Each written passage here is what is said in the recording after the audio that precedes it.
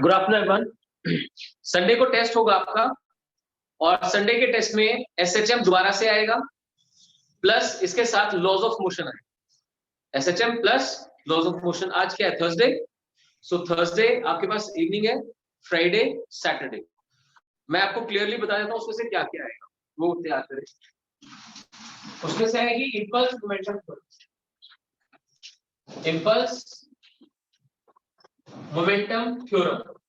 जिन बच्चों को लग रहा है कि उनको प्रोजेक्टाइल मोशन और सर्कुलर मोशन नहीं आता, वो अभी के लिए यहां से शुरू करेंगे।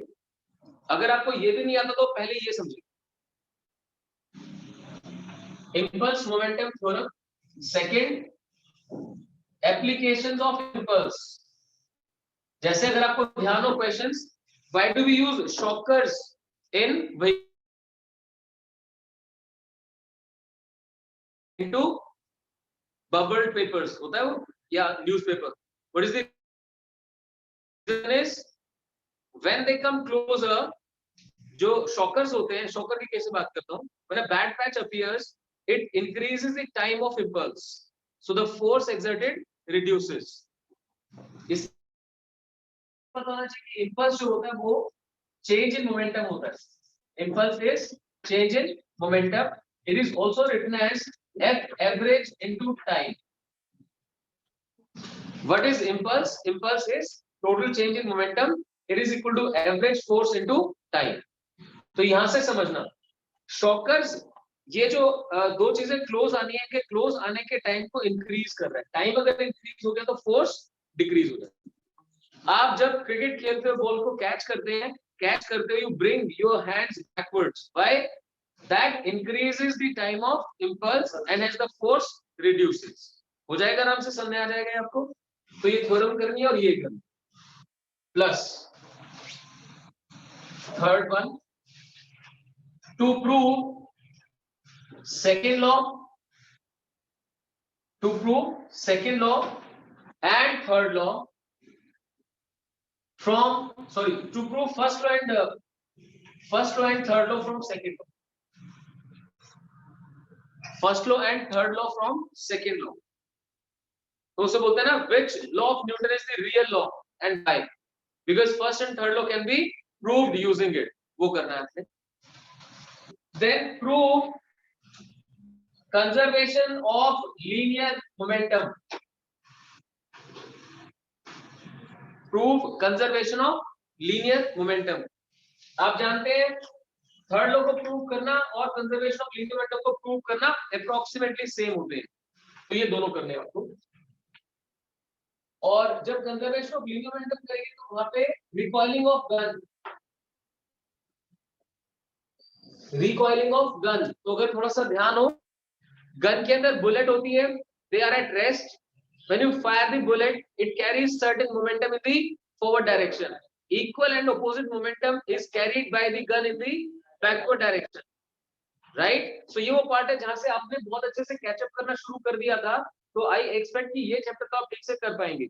स्टिल किसी को अगर लगता है कि ये टॉपिक्स उसको नहीं आते हैं, तो जो टॉपिक नहीं आता है, बट एक कंडीशन है, आपने कॉपी में जो लिखा उसे रिवाइज करने के बाद ये बोलना, then I help you out, definitely help you out with this, बता दूंगा। तो रिकॉइलिंग ऑफ गन हो गया, एक्सप्लोजन ऑफ बॉम्ब हो गया, वो वाले केसेस हो जाएंगे यहाँ पे। देन इसमें आपने फ्रिक्शन करना है। फ्रिक्शन के अंदर एक तो वो ग्राफ था, if you remember, straight line and then goes like this, friction with the applied force. Laws of, लिख लें बाद में दोबारा, परेशान मत होना। Laws of limiting friction and कौन से आने वाले? फ्रिक्शन, ये ग्राफ हो गया, एक्सप्लेन करना। Friction is self adjusting force. Laws of limiting friction and kinetic friction.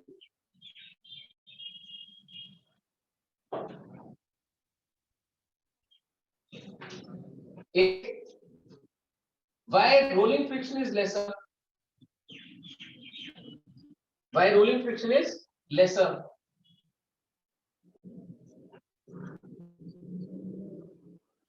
rolling friction is lesser. Angle of repose and angle of friction. Angle of repose and angle of,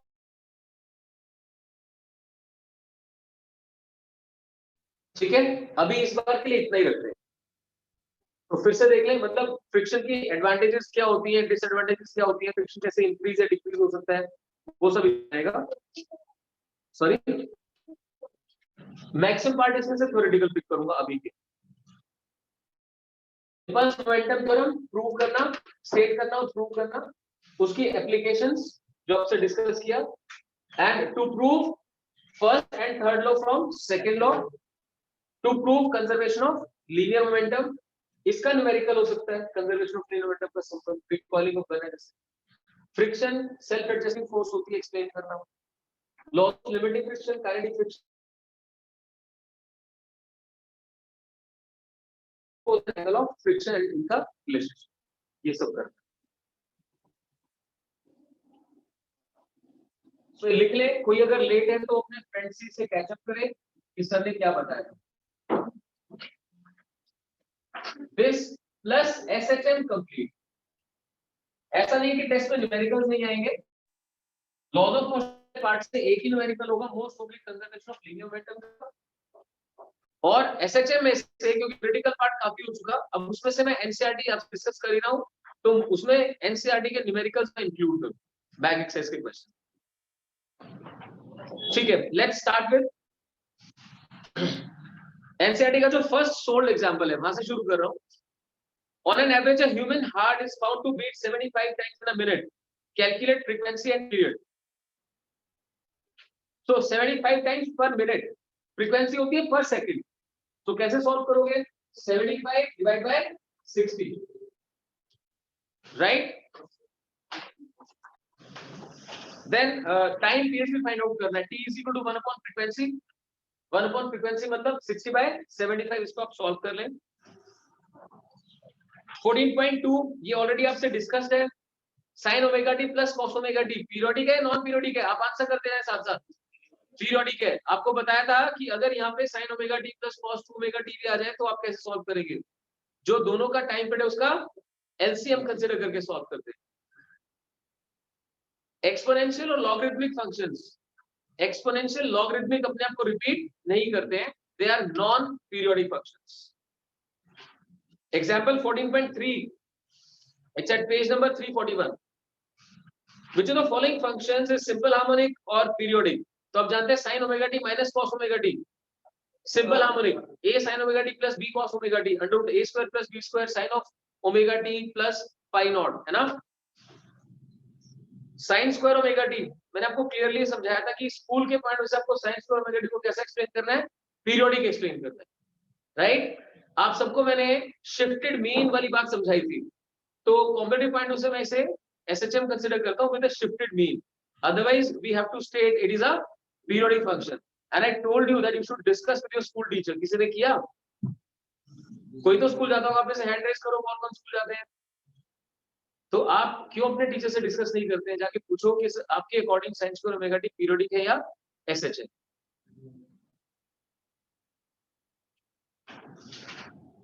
चलिए next question 14.4, circular motion वाले आपने बहुत अच्छे से कर लिए थे, so I would not go back to that. Fifth example हम कर चुके हैं, आपकी जो असाइनमेंट थी, जो असाइनमेंट के कुछ मैंने 15 क्वेश्चंस डिस्कस किए थे, उसमें सारे क्वेश्चंस आ चुके हैं। देन 14.6 है, ये स्प्रिंग के साथ एक मास को अटैच किया गया, can you see this, single mass attach to two springs. तो जब आपको स्प्रिंग्स का सीरीज और पैरेलल करवाया गया था, तो उस टाइम पे ये क्वेश्चन मैंने आपसे पूछा था और ये कहा था कि जो ये ठीक से सॉल्व करेगा उसको प्राइज मिलेगा, आया ध्यान अब।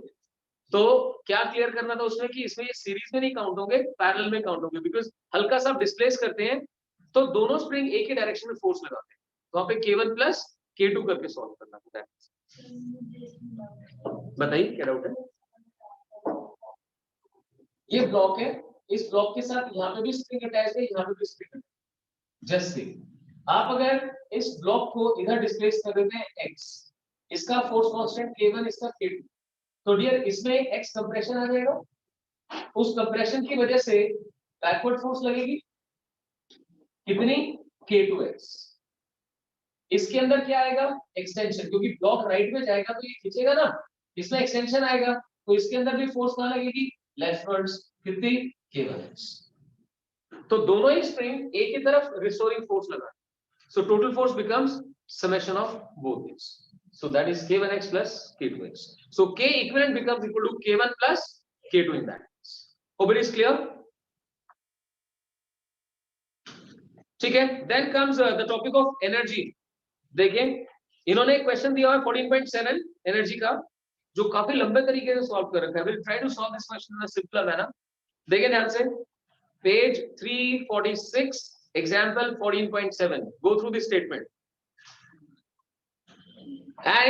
in between क्लास में जिन लोगों के पास एनसीईआरटी नहीं है एक बार खड़े हो जाए, काइंडली स्टैंड अप। जिसके पास एनसीईआरटी नहीं है अपनी, जल्दी करें जल्दी करें जल्दी। तो ऐसा तो नहीं कि आपने परचेज नहीं कर रखी, आप शायद वेट कर रहे हो कब सर कहेगी, उसके बिना एंट्री नहीं होगी। पिछले 3 दिन से आपको कहा जा रहा है कि एनसीईआरटी कंप्लीट करके और क्लास में एनसीईआरटी के साथ आइए। धनंजय आपने एनसीईआरटी परचेज किया है?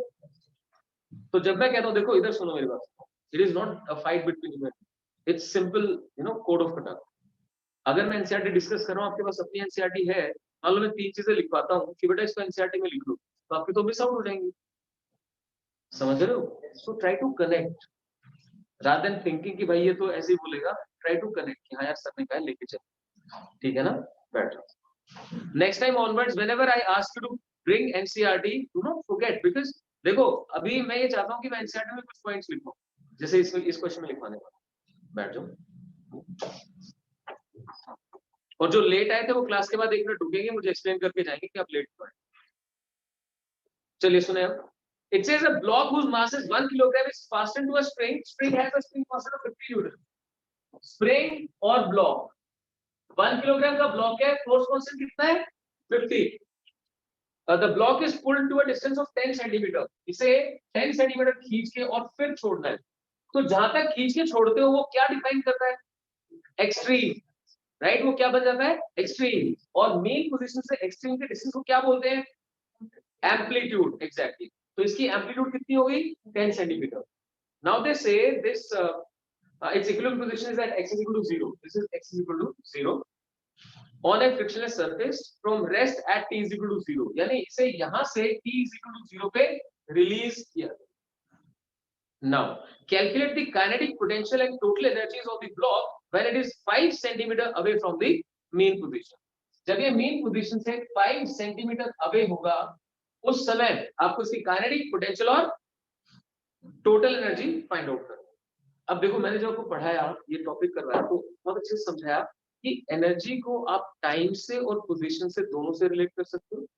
If the question is about correlating with time, तभी तो मैं x = a cos omega t से शुरू करूंगा। देखो t = 0 पे कहां है, एक्सट्रीम पे। तो अगर मुझे टाइम की फॉर्म में इक्वेशन लिखनी हो तो मैं क्या लिखूंगा, x = a cos omega t। तो तब लिखूंगा जब टाइम से रिलेट कर रहा हो, ये तो x से रिलेट कर रहा है।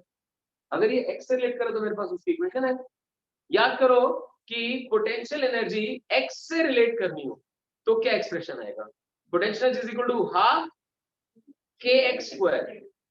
एसएचएम है लेकिन स्प्रिंग से कनेक्टेड तो है ही ना, सो पोटेंशियल एनर्जी कितनी होती है, half kx²। You are free to use this formula directly and k can be written as m omega square. मतलब कोई भी नहीं जाता, इसलिए मैं आपको ये डिस्कस नहीं करता हूं, right? So try to come out with the right formulas. k = m omega square. So spring है तो भाई हाफ kx² आ गया, और k की वैल्यू कितनी होगी, m omega square. So potential energy को आप directly half m omega square h² लिख सकते हैं। That's it. And if I talk about the extreme, extreme पर x की वैल्यू कितनी हो जाती है, a के इक्वल। तो वहां पर जो पोटेंशियल एनर्जी है वही तो सिस्टम की total mechanical energy. So do not go off beat, मैं आपको फिर बोल रहा हूँ, giving you another chance this weekend we again have the test of SHM, और तब तक ऐसा हो जाना चाहिए कि सारा SHM टिप्स पे हो गए। क्या बात आप समझ पा रहे हैं, राइट? मुझे भी हक है यार खुश होने का क्लास के अंदर, तो आराम से तो प्यार से तो ये बातें हो सकती है, उसके बाद करवाऊं तो गम है। सर आपको ये लास्ट वार्निंग है मेरी तरफ से, राइट? सो इस एंड पे आप एक्सट्रीम डिफाइन करें तो half k a square, half k a square defines the total mechanical energy. अब ध्यान से सुनो, ये 10 था और ये 5 पे पूछ रहा है। जब 5 पे पहुंच जाएगा तो एक्सटेंशन कितनी होगी, 5 सेंटीमीटर। तो जो पोटेंशियल एनर्जी वो इसी फॉर्मूले से निकल जाएगी, के इसने बता रखा है 50, तो हाफ के 5 स्क्वायर, डन। लेकिन ध्यान क्या रखना है, this is 5 in centimetre, I am solving the question in SI, तो एसआई के हिसाब से आप इसको मीटर में करना है, गॉट इट। देन इस पॉइंट पे काइनेटिक एनर्जी पूछे तो कैसे सॉल्व करें। देखो टोटल मैकेनिकल एनर्जी में से कुछ तो बन गई पोटेंशियल और बची क्या होगी, काइनेटिक। क्लियर है, टोटल मैकेनिकल एनर्जी में दो ही चीजें तो होती हैं, काइनेटिक एंड पोटेंशियल। तो यहाँ पर जो है वो पोटेंशियल है, वही टोटल है, लेकिन जैसे यहाँ पहुंचा तो पोटेंशियल रिड्यूस हो गई, जितने रिड्यूस हुई वो किस में कन्वर्ट हो गई, काइनेटिक में कन्वर्ट हो गई। फटाफट इस क्वेश्चन को ऐसे सॉल्व करो जैसे मैंने, जल्दी करें, आप लोग भी सॉल्व करें साथ साथ, जो रिकॉर्डिंग देखेगा वो भी साथ साथ सॉल्व करें।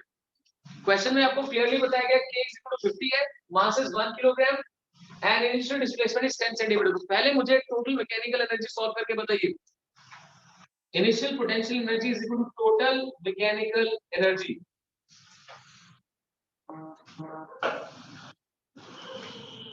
so that is half of k a square, ठीक है। तो आर्यन के की वैल्यू देख कितनी है, के कितना डियर, 50 एग्जैक्टली, 50 इनटू ए कितना है, कितना खींचा गया शुरू में कितना खींचा गया 10 है ना, तो a is 10 centimetre, if you want to convert it into meter it becomes 0.1 metre, 0.1 metre का स्क्वायर करूंगा तो 10 का माइनस स्क्वायर आएगा, 0.1 मतलब 10 का माइनस 1, 10 का माइनस 1 का स्क्वायर 10 का माइनस 2, तो देखो it is 0.25 joule, do not forget to mention unit। अगर किसी ने एसएचएम नहीं भी पढ़ा, उसको पता है फॉर्मूला, तो हाफ के एक्स पे होती है एनर्जी, तो यूज कर सकते हो 0.25 joule. Now my dear second part, when extension is 5 centimetre what is the potential energy, solve कीजिए हाफ के एक्स स्क्वायर से, जल्दी करें, I shall wait for that. Total mechanical energy is equal to half k a square, half के की value कितनी है, ए कितना हो गया 10 सेंटीमीटर था, इसलिए वो 10 बाय 100 हो गया, पॉइंट का स्क्वायर, तो हाफ 0.25, ये तो चीज पता नहीं एग्जाम में कौन कर रहा है, कौन पर नहीं आनी चाहिए, 50/2 कितना हो गया 25, और ये है हमारा यहाँ पे 25। सेकंड पार्ट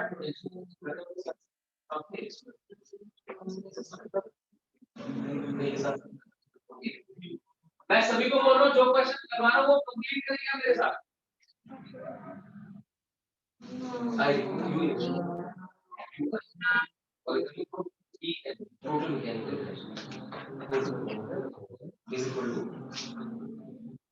अब ये आप 10 लिख लो, ये तो समझ सकते हो, बट अगर मीटर में कन्वर्ट करना है तो 10 सेंटीमीटर कितने लिख लो, 10 बाय 100 का ऊपर आता है 1 पॉइंट है ना, 0.25।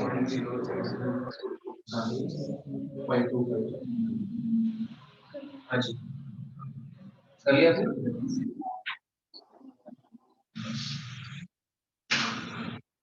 ये क्या लिखो 10 कहाँ से आया समझाओ मुझे, एक मिनट, तो 10 स्क्वायर करना है, यहाँ पे किस चीज में सॉल्व कर रहे हैं, सेकंड पार्ट में एक्सटेंशन कितना होगा, और 10 सो सेकंड पार्ट में आप half k x square solve कर रहे हैं, हाफ के is 50, x is 5 centimetre, 5 centimetre का मतलब कितने मीटर, 5/100, सो इसका स्क्वायर करना है, तो आप एक बार चाहे तो ऐसे लिख लीजिए 5/100 का square, that becomes equal to, ये तो बन गया 25 इनटू 5 का स्क्वायर भी 25, 1/100 है तो 10 का -2 है, उसका स्क्वायर कितना हो गया 10 का -4, या 1 2 3 4 आता है समझ में। 25 का स्क्वायर कितना होता है 625, 625 by 1 2 3 4 that becomes 0.0625 joule, clear है सबको? So that was it. ये क्या बन गई? Potential energy. अब क्या बतानी है? Kinetic energy. काइनेटिक एनर्जी क्या होगी? Total mechanical energy minus potential energy. आ गया समझ में? So that is what we can do for this question. इसने कहीं पे भी टाइम से लिंक करने को नहीं बोला था, so we can give answer. So calculate kinetic potential and total energy, सबसे सॉल्व करना। अब एनसीईआरटी ने जो सॉल्व कर रखा है उसने टाइम कंसीडर करके पहले एक्स की इक्वेशन बना रखी है, बहुत लंबा कर रखा है, वी डोंट नीड। वो भी क्लियर हुआ सबको? मैं फिर आपको बोल रहा हूँ, आप मुझे अपने फ्रेंड की तरह ट्रीट करो। जो मैं आपको करने के लिए बोल रहा हूँ वो इंपॉर्टेंट है, इसीलिए कह रहा हूँ। अगर आप इतना कहने के बाद भी नहीं कर सकते, मैं आपका हाथ पकड़ के तो लिखवा नहीं सकता। That is not possible. आराम से बोलता हूँ कि ये करो, तो आप लिखा करो उसको साथ। नेक्स्ट क्वेश्चन 14.8 स्टेटमेंट पढ़े आप जरा। आई होप एटलीस्ट इतना तो रेंज है कि सब एनसीईआरटी अप्रोच कर पा रहे हैं। हर कोई ऐसा होना चाहिए कि उसके पास एनसीईआरटी अप्रोचेबल हो, है ना, उसके सामने दिख रही है। पढ़े जरा। 8th एग्जांपल क्या है? It says 5 kilogram collar is attached to a spring of spring constant 500 Newton per meter. It slides without friction over a horizontal rod. अब प्रॉब्लम क्या आती है? जब कोई फर्स्ट टाइम ये क्वेश्चन पढ़ रहा है तो पता नहीं वो इसको इमेजिन कर पा रहा है कि नहीं कर पा रहा है। देखो ध्यान से, are you able to understand कि स्टेटमेंट क्या कह रही है?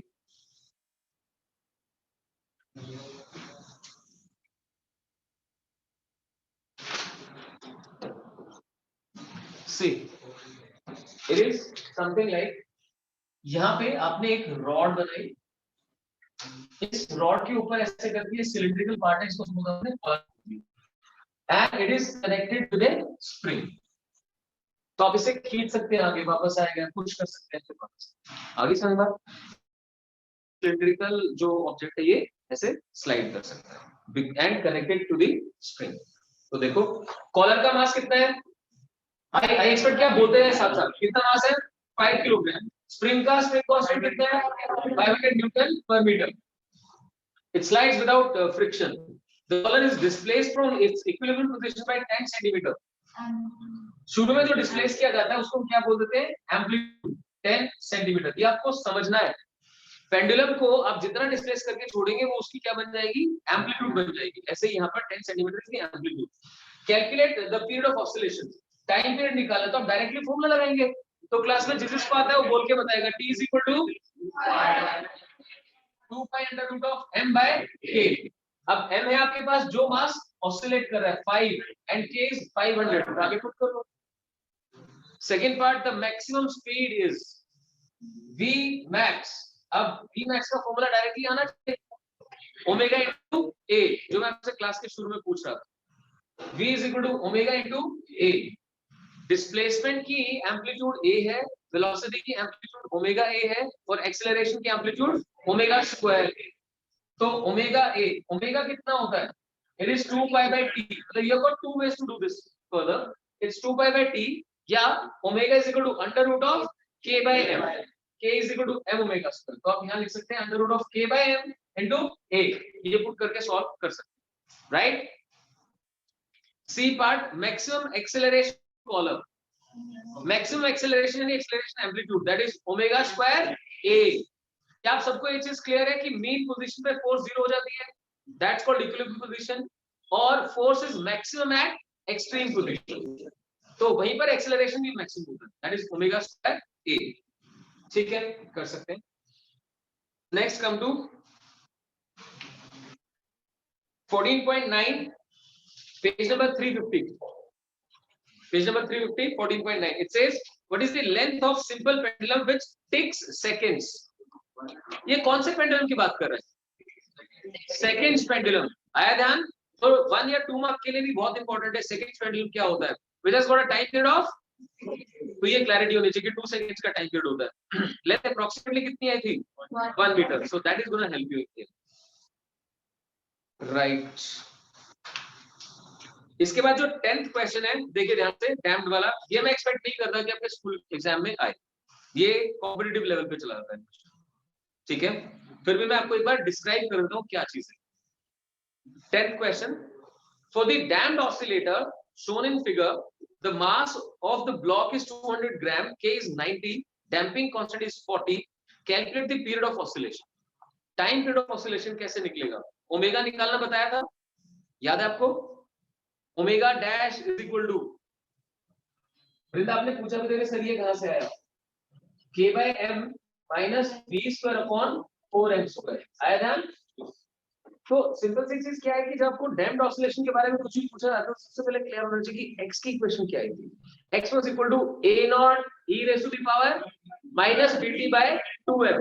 याद करो उसको, मतलब आप उतने छोटे नहीं हो कि आपको क्लास में बिठा के याद करवाया जाए, जब करवाते हो तो सपोज फॉर्म हो x is equal to a naught e raised to power minus bt upon 2m cos of omega dash t plus phi naught type से आता है ना।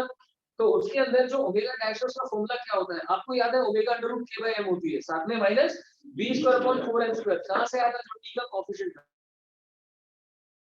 तो नॉर्मली इनको सॉल्व करने के लिए क्या करते हैं, पहले चेक कर लेते हैं ये टर्म k by m के कंपैरिजन में बहुत छोटी तो नहीं है, तो this term is much less than k by m, they neglected. फिर सीधा आंसर k by m से कर। देखिए इन्होंने क्या किया यहाँ पे, इन्होंने पहले देखो we see that km is equal to this under root km is equal to this। अब कोई यहाँ से पढ़ने लगे मतलब खुद सॉल्व करने की बजाय तो उसको लेके पता नहीं कैसे सॉल्व कर रहे हैं। बट अगर आप यहाँ पे ध्यान से देखोगे अंडर रूट ऑफ दिस, आप एलसीएम कंसीडर करोगे तो क्या आएगा? 4m square. मानते हो? एलसीएम बनेगा 4m square, it becomes under root of, तो इधर 2m मल्टीप्लाई करेगा 2mk minus b square upon 4m square. Kindly pay attention, अगर b स्क्वायर की वैल्यू 2mk से काफी कम हो तो क्या रहेगा? 4m से b स्क्वायर काफी कम हो तो in that case b square should be neglected. That is what they are trying to, they are trying to solve under root km। Under root km कितना आ गया? 4.24b और b कितना है? 0.04। 0.04 का स्क्वायर करोगे तो और भी छोटा हो जाएगा। तो यहां से इन्होंने सिर्फ ये करके दिखाया आपको this term is much lesser than this term, that's why आप इसे नेग्लेक्ट कर सकते हैं। वापस क्या आ गया? k बाय, क्या बात समझ में आई आपको? राइट? आधे लोगों का इंटरेस्ट कम हो गया, ये सीबीएसई में शायद आएगा, फिर भी समझ लो क्या बता रहा हूं आपको, इससे काफी ज्यादा इसलिए इसे नेग्लेक्ट कर, right? Can easily be solved. फिर आप आगे देखो क्या कहता है बी पार्ट में, सॉरी k बाय होगा जी ओमेगा ना। तो में क्या आएगा? Time taken for its amplitude of vibration to drop to half the initial value. हां छोड़ देते हैं इसे, बेसिकली नहीं आएगा, राइट? रहने दो।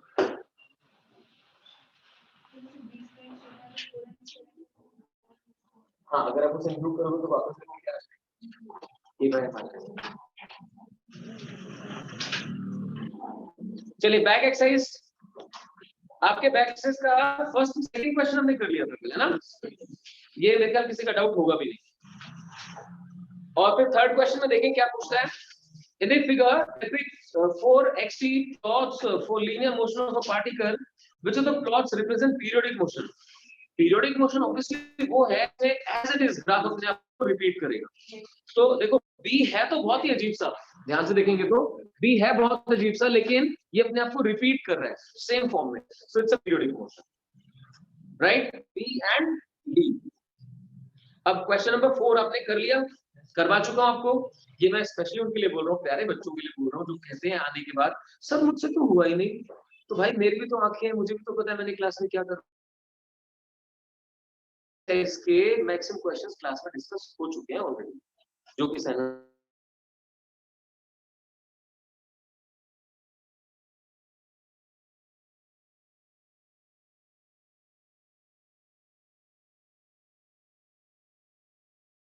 4 sin क्यूब थीटा उससे सॉल्व किया, right? Then fifth question, a particle is in linear simple harmonic motion between 2 points A and B 10 cm apart। मतलब दो पॉइंट्स हैं जिनके बीच का डिस्टेंस कितना है? 10 सेंटीमीटर, 10 सेंटीमीटर। अब क्या कहता है? Take the direction from A to B as positive direction, this is positive, and give the signs of velocity, acceleration and force। किस किस चीज के साइन बताना है?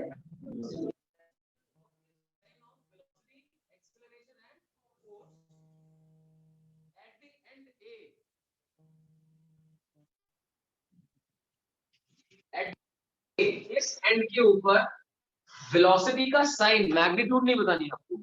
Obviously this is the left extreme, particle यहां से जाएगा तो must be going towards right, है ना। Exactly at A the velocity is 0. After it passes through A the velocity becomes positive. Acceleration is maximum and it's directed towards center, that is B. So acceleration becomes positive. Obviously force also becomes positive. Then at the end B, and B पे भी velocity तो 0 है, acceleration वापस, force भी वापस, so acceleration and force both are negative.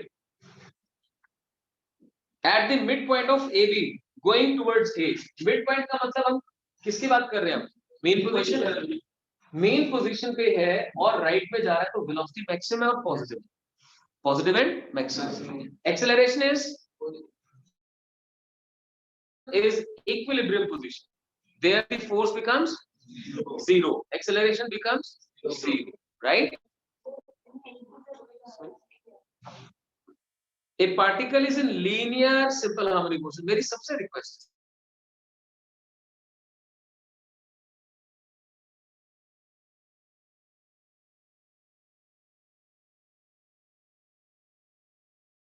simple harmonic motion between 2 points A B. तो A और B क्या बना रहे हैं, लेफ्ट एंड राइट एक्सट्रीम बना रहे हैं. ऑब्वियसली उनके बीच में क्या एग्जिस्ट करती है, main position, right. In the mid and going towards A, okay, going towards A, then your right velocity becomes negative, acceleration is 0 and force is also 0. D part at 2 centimeter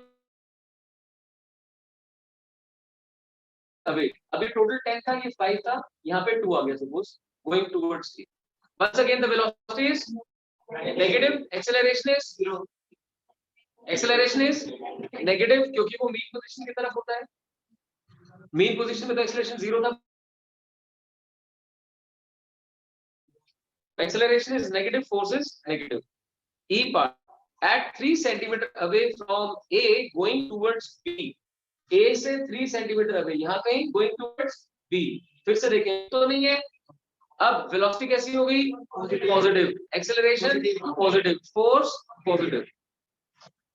कर लोगे ना ये तुम, चलिए 6th question, ये भी आपके exam में दे चुका हूं मैं. आप सबको पता है कि SHM की बेसिक कंडीशन है A is equal to minus of omega square x. So what we need is there should be a negative sign accompanied by first power of x. यहाँ पे जो भी लिखा हुआ है that is omega square. So once again A part में 0.7x है तो नेगेटिव साइन नहीं है, it's not SHM. Second part में x स्क्वायर है, again not SHM. Third part is SHM. Fourth is nothing, ठीक नहीं है वो, क्योंकि उसमें नेगेटिव साइन नहीं है, वापस नहीं आएगा ना पार्टिकल. तो अब सी पार्ट में अगर आपको कहा जाए कि टाइम पीरियड बताओ कितना, तो आप सॉल्व कर सकते हैं. नेक्स्ट स्टेज क्या हो जाएगी, तो बताया ना A is equal to minus 10x. So 10 is what? Omega square. You should be able to find it out. So omega is equal to under root 10. Omega is under root 10. So T is equal to 2 pi by omega. So 2 pi by root 10. Pi by root 5 को solve कर सकते हैं. किसी को पता है root 5 कितना होता है? What is the value of root 5? सोचो, आपने जिस दिन 11 ज्वाइन करी थी उस दिन मैंने तुम्हें कहा था कि स्क्वायर रूट टेबल्स तुम्हें आने चाहिए. तो अब मतलब कहीं तो अपने आप को थोड़ा सा आगे बढ़ाओ. 2.23 होता है, धनंजय 2.29 नहीं होता, 2.23 होता है. Root 5 is 2.3. मैं क्यों बोल रहा हूँ, जब आपको ये कंप्लीट सॉल्व करने के लिए आएगा तो आप लिखोगे पाई बाय रूट 5. अब रूट 5 से मल्टीप्लाई, रूट 5 से डिवाइड, ये 5 तो बन गया. Root 5 is 2.23. सॉल्व करना है. 7th क्वेश्चन हम कर चुके हैं क्लासरूम में, याद करो. x is equal to a cos omega t, है ना. Position is 1 centimetre, velocity is omega. Classroom में हो चुका है क्वेश्चन.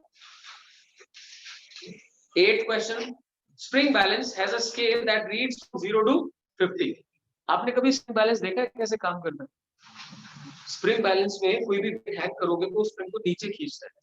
इसने बताया कि उसकी रेंज कहां से कहां तक है, 0 से 50, यानी वो जो पॉइंटर होता है ना, पॉइंटर वो ऊपर 0 से और मैक्सिमम वेट जो खींच के आ सकता है वो कितना आ सकता है, 50। यानी उसके उसका जो स्केल बना हुआ है वो 0 से लेके 50 तक, उसमें मैक्सिमम एक्सटेंशन जब आएगा तब वो कितना मेजर कर रहा होगा, 50 kilo. Length of the scale is 20 centimeter. A body is suspended from this balance when displaced and released oscillates with a period of 0.6 seconds. What is the weight of the body? जिस body को वहां पे hang करके हल्का सा displace करके छोड़ा गया है, जो इस टाइम पे ऑसिलेट कर रही है, आपको उसका मास फाइंड आउट करना है। So let's try and do the question. पर शायद आपका माइक ऑन हो गया है, kindly switch off the mic. अगर आप लोगों के माइक ऑन हो गए तो फिर रिकॉर्डिंग में प्रॉब्लम आएगी डियर। अरे शाबाश, try this question.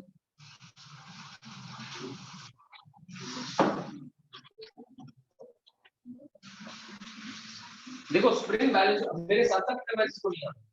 Spring balance में सपोज कीजिए ऐसे करके यहाँ पे रीडिंग है 0 से लेके और 20 तक। 20 कितना है, मीटर या सेंटीमीटर? सेंटीमीटर। और इसके अंदर क्या होता है, स्प्रिंग होता है और उस स्प्रिंग के साथ लगा होता है पॉइंटर, वो पॉइंटर मैक्सिमम यहाँ तक पहुंच रहा है, ठीक है। और जो वेट आपने हैंग किया था वो ये है।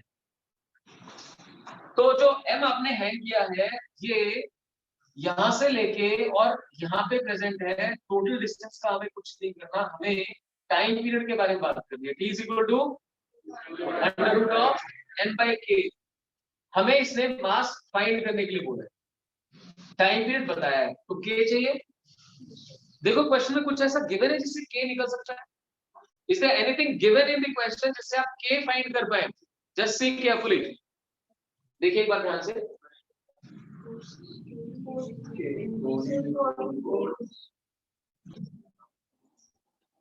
देखिए देखिए ध्यान से। फर्स्ट कंडीशन में क्या बताया है, 0 से लेके 50 किलोग्राम तक का वेट मेजर कर सकता है on a scale of 20 centimetre. यानी जिस समय ये 50 किलोग्राम को वे कर रहा होगा, पॉइंटर कितना खींच चुका होगा, 20 सेंटीमीटर। F = kx। क्या लिंक हो रहा है, फोर्स कौन सी है, इसका वेट, वेट मतलब 50 into g। अगर उन्होंने g की वैल्यू प्रोवाइड कर रखी है तो वेल एंड गुड, नहीं तो आपको 9.8 कंसीडर करना है। That is equal to k into x। के आपको सॉल्व करना है into x कितना, 20 सेंटीमीटर, तो 20/100। तो क्वेश्चन में एक कंडीशन प्रोवाइडेड है जिससे आप k सॉल्व कर सकते हैं और सेकंड को से यूज करना है टाइम पीरियड फाइंड करने। आई होप ये समझ आया आपको। So there was a simple formula जो आप ऑलरेडी जानते हैं, f = kx भी जानते हैं और t = 2π√m/k भी जानते हैं, बट यूज कैसे करना है। अब होता ये, आप क्वेश्चन को भूल नहीं सकते, आपको याद होना चाहिए कि अच्छा यार ऐसा क्वेश्चन किया था जिसमें स्प्रिंग बैलेंस था। स्प्रिंग बैलेंस जो पॉइंटर होता है, जब वेट हैंग करते तो वो नीचे की तरफ आता है, स्प्रिंग खींचता है। अब टोटल खिंचाव कितना आ सकता है, 20 सेंटीमीटर। कब, जब उसके ऊपर 50 किलोग्राम हैंग करोगे, तो 50g = kx। x को मीटर में कंसीडर करें तो k आ जाए, टाइम पीरियड 2/√m। तो समझ आ गया? लिखा आपने नोटबुक के अंदर, है ना? सबने लिखा है ना? लिखा सर आपने? कहाँ सिर मार रहा हूँ अभी? आपकी इच्छा नहीं है क्या? मैं फी रिफंड कर सकता हूँ, कितना जिगर है मेरे अंदर। आप चाहो तो सर को बोल देना जाते हुए मुझसे बात नहीं करने को, मैं आपकी फी रिफंड कर दूंगा। ये था सबसे शालीन तरीका। और दूसरा है कि मैं ऐसा फोड़ दूंगा पर मैं गिर गए, कहीं तरह ये समझ नहीं आ रही होगी मास्टर कैसे पढ़ा सकता है। जब पास जाके हाथ पकड़ के लिखवा दिया, उसके बाद फिर कह रहा हूँ madam I am explaining, you should write me your notebook, bloody you are not writing a bit.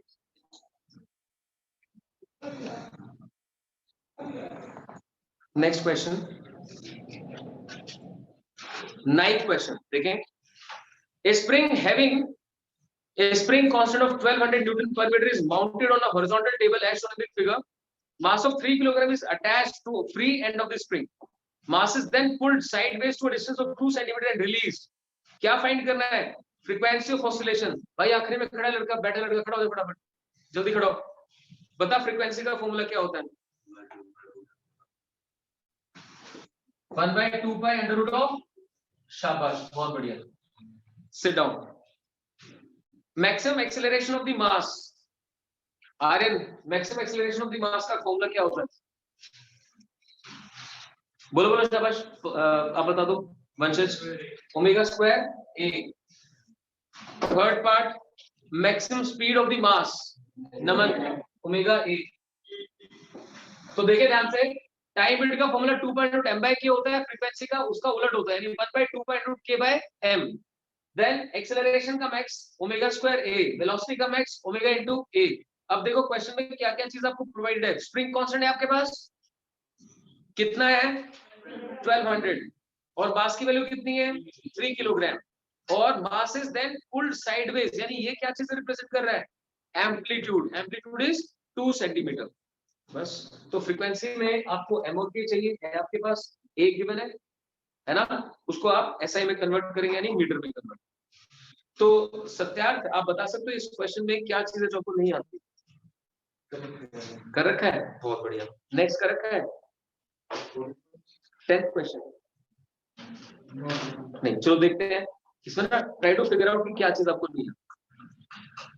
10th question में कहता है एक्सरसाइज 14.9, यानी जो पिछला क्वेश्चन था, let us take the position of mass when the spring is unstretched as x is equal to 3।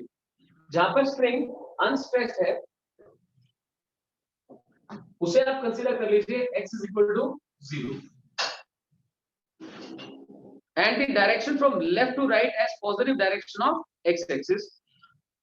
Give x as a function of time for the oscillating mass if at the moment we start the stopwatch t is equal to 0, mass is at mean position. तो बता, क्या ये नहीं पता? सबसे पहली चीज पढ़िए, मास जब मीन पोजीशन से शुरू करता है तो कौन सा फंक्शन आता है? x is equal to a sin of omega t। कर सकते हैं आराम से। ओमेगा कैसे निकलेगा? Under root of k by m को आप ऑलरेडी सॉल्व कर चुके हैं। Then at the maximum stressed position, maximum stressed position मतलब राइट एक्सट्रीम से कर रहा है, तो क्या यूज करेंगे? cos, बिल्कुल सही। तो x is equal to a cos of omega t। फिर क्या बोल रहा है? Maximum stressed, maximum compressed position, यानी लेफ्ट मोस्ट पोजीशन। कोई मुझे बताएगा इसके लिए क्या करूं? माइनस cos, बहुत बढ़िया। It becomes x is equal to minus a cos omega t। अगर आपको ध्यान हो, मतलब एसएचएम में कितना टाइम लगा दिया, जितना लगाने की जरूरत नहीं थी, उसके बाद भी मुझे रिजल्ट नहीं दे रहे थे, तो वो इस तरह से बता रहे हैं कि इनको फटाफट करवाते जाओ। अरे कितना डिस्कस किया था कि यहाँ से t/4 इधर जाएगा, फिर t/4, फिर t/4, फिर t/4, आया ध्यान? ऐसे ही पाई की फॉर्म में समझाया था। यहाँ से आगे जाएगा तो π/2, फिर वापस π/2, फिर π/2, फिर π/2, आया ध्यान? तो राइट एक्सट्रीम में प्लस चला जाता है, प्लस कॉस, और लेफ्ट एक्सट्रीम में माइनस कॉस। मेन पोजीशन को क्रॉस करके राइट में जा रहा है तो a sin ओमेगा t, और मेन पोजीशन को क्रॉस करके लेफ्ट में जा रहा है तो माइनस a sin। बट ये अब हर बार मैं नहीं रिकॉल कर रहा हूँ ना, आपको रिकॉल होना चाहिए, इसीलिए फिर बोल रहा हूँ, एक बार फिर बोल रहा हूँ आपको, this Sunday come prepared very well. ये एनसीईआरटी के जो क्वेश्चन आपसे डिस्कस कर रहा हूँ, इन्हीं में से मैक्सिमम क्वेश्चन, और लॉस ऑफ मोशन का बता दिया क्या आएगा, बस याद करके आओ। 11th question, figures 14.25 correspond to two circular motions. The radius of the circle and the period of revolution, the initial position and the sense of revolution are indicated in each figure. हमें क्या बनाना है? Obtain the corresponding simple harmonic motions of the x projection of the radius vector of revolving particle। आपको x के long projection देखनी है, तो देखना first में t is equal to 0 कहाँ पे गिवन है? नेगेटिव y पे। तो आप सोचो नेगेटिव y से जब वो, अच्छा रेवोल्यूशन कैसी है, क्लॉकवाइज या एंटी क्लॉकवाइज? क्लॉकवाइज। पक्का? हाँ, जिसकी अभी बात कर रहे हैं उसमें देखो ना, t is equal to 0 पे पार्टिकल यहाँ पर है, एंटी होता है, क्लॉक ही होता है, क्लॉकवाइज है। चलिए, अगर ये क्लॉकवाइज है तो t टाइम के बाद जो एंगल कवर होगा ओमेगा t, वो आप इधर शो करेंगे, राइट? इसकी जब x में प्रोजेक्शन लोगे तो क्या आएगा? पॉजिटिव कि नेगेटिव? नेगेटिव। तो x is equal to minus of a cos of omega, है ना? cos या sin? अच्छे से याद करो, जिसके साथ एंगल होता है वहां पे cos आता है, दूसरे वाले में sin, तो it becomes a sin omega. Hope it's clear. इसमें टाइम पीरियड गिवन है, उससे ओमेगा निकल जाएगी, और रेडियस 3 सेंटीमीटर गिवन है, दैट गिव्स यू एम्पलीट्यूड। और सेकंड वाले में देखो कहां से शुरू कर रहा है, यहां से शुरू कर रहा है, this is t is equal to 0, right? और इससे एंटी क्लॉकवाइज घूम रहा है, नहीं इस तरफ आ रहा है, तो जब इधर आएगा तो यहाँ से बनने वाला एंगल ओमेगा टी बन जाएगा, फिर भी प्रोजेक्शन तो इधर जाएगी, लेकिन इस बार एंगल एक्स के साथ, यानी माइनस ए तो आएगा लेकिन साथ में कॉस तो बनेगा।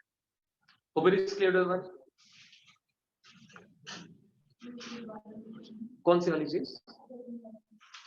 पहले आपको ये क्लियर होना चाहिए कि जिस एक्सिस के साथ आप एंगल कंसीडर कर रहे हैं वहां पे क्या आता है, साइन या कॉस। तो आपने यहां से स्टार्ट किया इस डायरेक्शन में, एंगल कितना कवर हो गया, omega T, angle covered is omega T, angle is with x axis, so x में जब प्रोजेक्शन होगा तो क्या आएगा, कॉस आएगा। ठीक है, तो कॉस क्लियर हो गया। सेकेंडली आप यहां से राइट में देखोगे तो एक्स पॉजिटिव है, लेफ्ट में देखोगे तो एक्स नेगेटिव है, so x is minus of a cos of omega. Right, 12th question देखिए, ये भी आप प्रोबब्ली कर चुके हैं, ऐसे क्वेश्चन बहुत सारे किए हैं। क्या ये क्वेश्चन में किसी का कोई डाउट है? 12th क्वेश्चन है तो बता सकते हैं, कोई बात नहीं, मैं करवाता हूँ।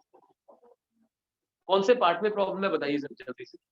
Second part says x is equal to cos of pi by 6 minus t, x is equal to cos of pi by 6 minus t। अब आपको प्रॉब्लम इसलिए आ रही है कि यूजुअली हम समझते हैं कि ओमेगा टी माइनस होता है समथिंग, है ना, आपको पता है cos of minus theta is cos theta, that's why I can rewrite it as x is equal to cos of t minus pi by 6। अब तो आप कर लोगे, देखो x के साथ cos है, पॉजिटिव है और माइनस पाई बाय 6 है, तो अगर मैं यहां से शुरू करूं पाई बाय 6 पीछे, पाई बाय 6 कितना एंगल होगा 30 डिग्री, अगर मैं यहां पाई बाय 6 पीछे से शुरू करूं तो बस हो गया, क्योंकि जब ओमेगा टी कंसीडर करोगे तो ये बनेगा और इधर एंगल कितना बनेगा, omega t minus pi by 6। आया ध्यान? तो शुरुआत कहां से करनी होती है, इसे देखना है, cos, अरे एंगल x के साथ है, दूसरा प्लस है कि माइनस है, प्लस है, यानी इसके अराउंड सेंटर्ड है, इसके अराउंड सेंटर्ड है और एंटी क्लॉकवाइज कंसीडर कर रहे हैं, अगर क्लॉकवाइज होता तो मैं इसे ऊपर बनाता, right, I am going for anti clockwise, so that's तो जहां पर आप x इज इक्वल टू cos t के लिए बनाते, अब उससे पाई बाय 6 पीछे चले गए, अगर प्लस पाई बाय 6 होता तो उससे पाई बाय 6 आगे चले गए। कोई और पार्ट है इसका? ठीक है, इसके बाद के क्वेश्चंस कर चुके हैं हम लोग, बिल्कुल कर चुके, लोकोमोटिव वाला भी कर चुके हो, है ना, एक्सेलरेशन वाला भी कर चुके हो, और देखो आखिरी के 3 डेरिवेशन 17, 18, 19 तीनों करवा दिए। ठीक है, तो बस आपकी एनसीईआरटी हो गई है कंप्लीट, एनसीईआरटी कंप्लीट हो गई है। लास्ट के एडिशनल वाले क्वेश्चन अभी टाइम हो गया तो मैं जरूर डिस्कस करता, वो आप जो करना चाहें वो करें, डाउट होगा तो मैं नेक्स्ट क्लास से पहले कर लूंगा, और कल भी क्लास है, right, I am keeping a class tomorrow as well. कल की क्लास में मान के चल रहा हूँ कि आज इतनी बातें कहने के बाद आप घर जाके पढ़ेंगे और कोई डाउट है तो कल लेके आएंगे। तो what I can do is rather than starting wave I can discuss laws of motion tomorrow, right, ताकि आप संडे को अपना टेस्ट कर सके। और दूसरा जो दयाल सिंह वाले हैं वो बताना जरा, दयाल सिंह वालों का 17 को फिजिक्स का है ना, है कोई इस क्लास में दयाल सिंह वाला? आए नहीं आज, तो कोई बात नहीं, हम फर्स्ट से लेके 7 तक पेज को टारगेट करेंगे। कुछ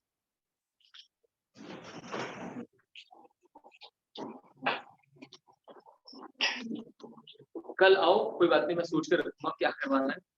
लॉज ऑफ मोशन आप अपनी तरफ से करना शुरू कर दीजिए, क्योंकि ऐसा भी हो सकता है कि 15 मिनट में वो रिवाइज करवा दो फिर भेज स्टार्ट, दैट्स क्वाइट पॉसिबल। तो आप क्लास मिस नहीं करेंगे, और इस वीकेंड ये भी पॉसिबल है कि मैं आपकी सैटरडे और संडे को भी, संडे नहीं सैटरडे को भी आपकी सीबीएसई क्लास रखूं सैटरडे को, बिकॉज 12th से दयाल सिंह वालों के एग्जाम शुरू हैं तो हमें उनको भी ध्यान रखना। सो सिलेबस फिनिश करने के लिए हो सकता है सैटरडे को सीबीएसई क्लास हुआ, कंपटीशन तो रहेगी, 1 to 3 कंपटीशन क्लास होगी, सीबीएसई क्लास अगर मैं रख पाया तो उसके आगे पीछे का टाइम रख के, ठीक है, थैंक यू वेरी मच।